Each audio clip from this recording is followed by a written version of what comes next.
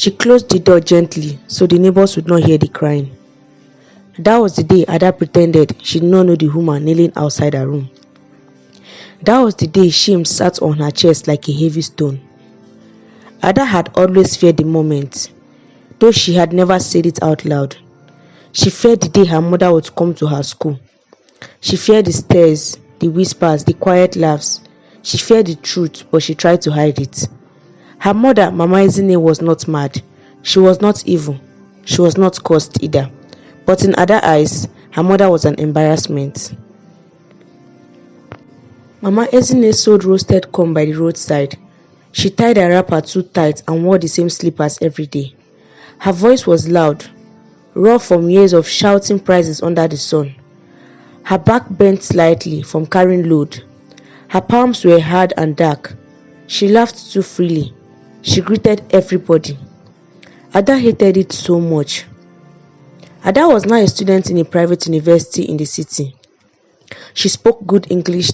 She dressed well. She walked with her head high. She had friends whose parents have big cars and big houses in the estates. Ada learned quickly how to pretend. She learned how to erase her past.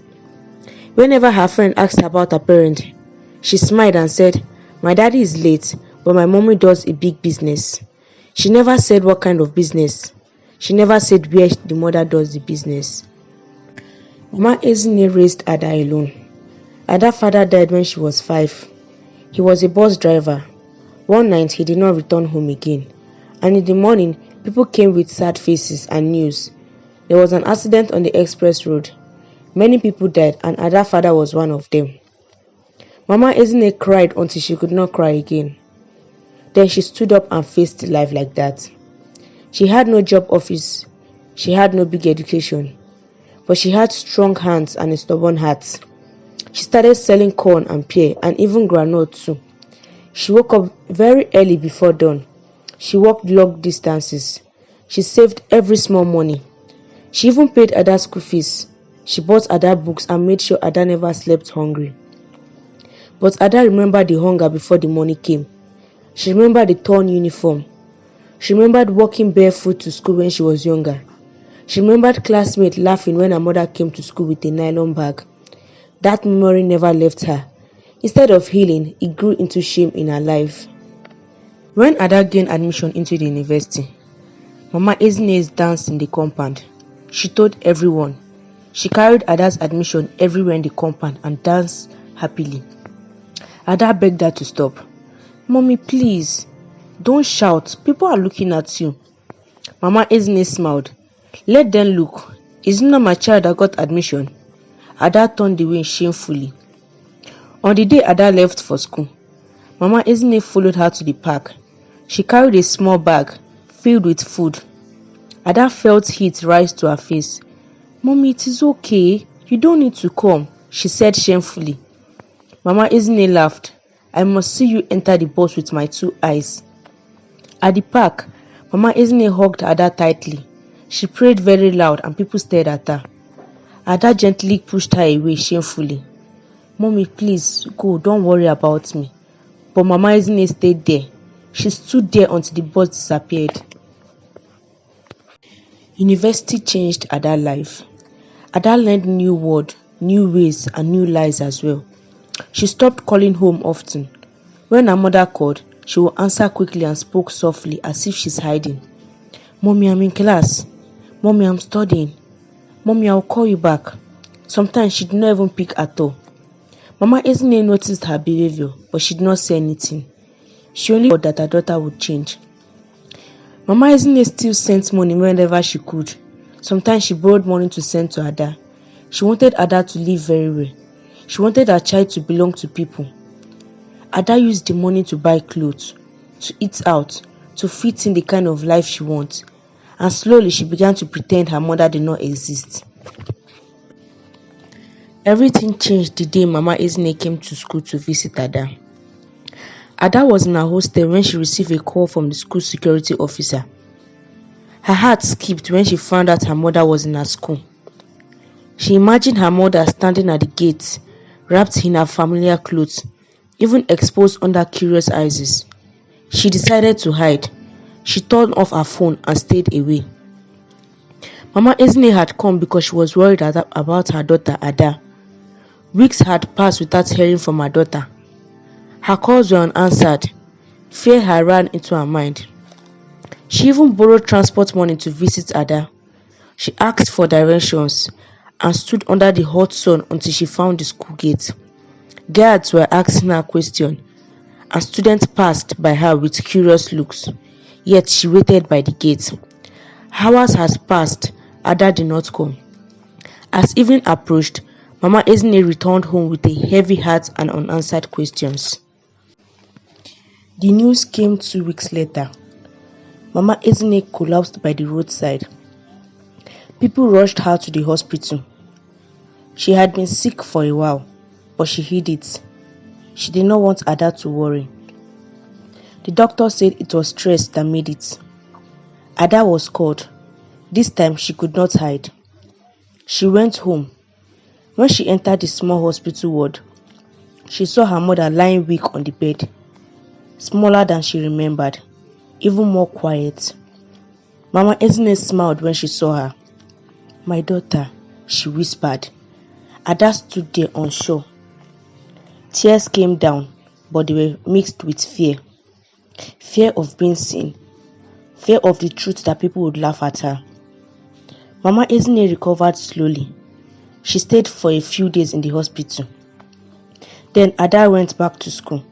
She promised to call more, but she did not keep the promise. But life has a way of pulling secrets into the open. During final year, Ada needed a guarantor for a school project loan.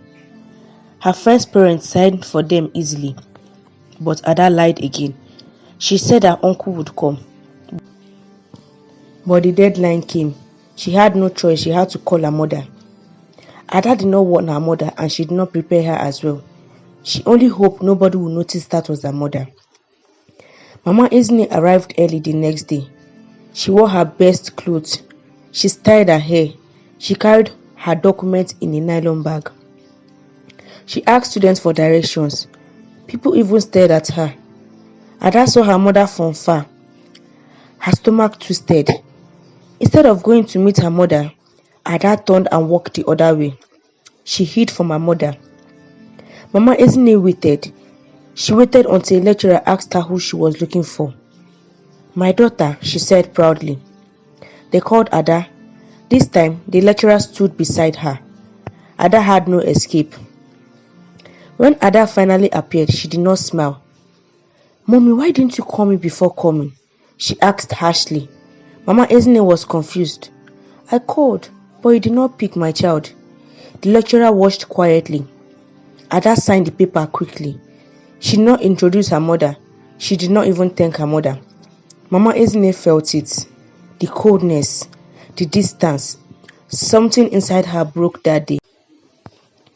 Out of the office, Mama Ezinne tried to talk to Ada. "Are you okay, my child? You look clean," she said worriedly. Ada snapped. "I am fine, Mama. Please don't ask me." Students passed.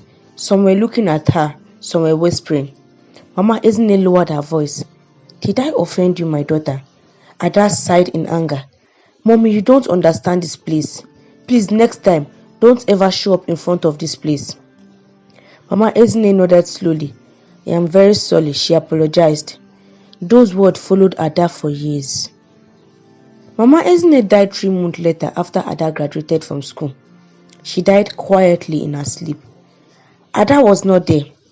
At the burial, people spoke about Mama Ezinne's strength, her sacrifice, her love. Ada stood quietly.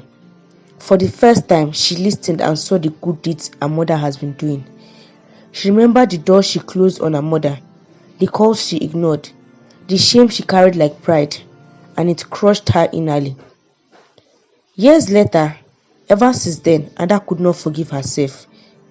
Life became very tough for her.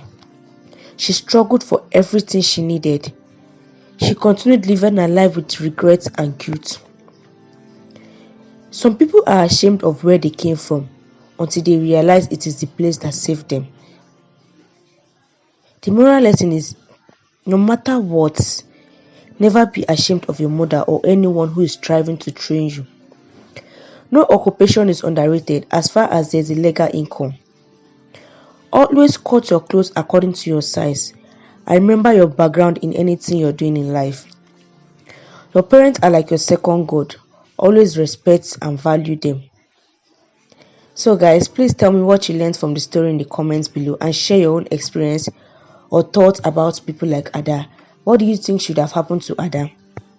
And also, please, if you find the story interesting or you want more interesting story, please like and subscribe, and don't forget to hit the notification button to notify you anytime I post new videos. I promise to be consistent. I post exciting and educative story. Please and please subscribe to my channel. See you all next time. I love you. Bye bye.